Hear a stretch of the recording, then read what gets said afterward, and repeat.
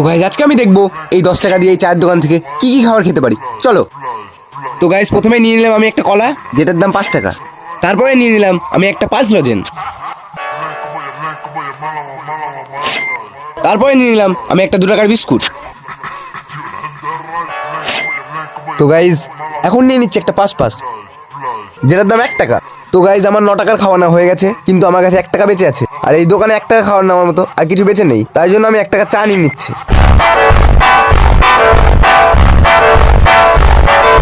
তো গাইজ আজকে আমি দেখবো এই 10 টাকা দিয়ে এই চায়ের দোকান থেকে কি কি খাবার খেতে পারি। চলো। তো গাইজ প্রথমে নিয়ে নিলাম আমি একটা কলা, যেটার দাম 5 টাকা। তারপরে নিয়ে নিলাম আমি একটা 5 লজেন। তারপরে নিয়ে নিলাম আমি একটা 2 টাকার বিস্কুট। তো গাইজ এখন নিয়ে নিচ্ছি একটা 5 যেটার দাম 1 টাকা। তো গাইজ আমার 9 টাকার খাওয়ানো হয়ে গেছে, কিন্তু আমার কাছে 1 টাকা বেঁচে আছে। আর এই দোকানে 1 টাকা খাওয়ার নেওয়ার মতো আর কিছু বেঁচে নেই, তাই জন্য আমি 1 টাকা চা নিয়ে নিচ্ছি।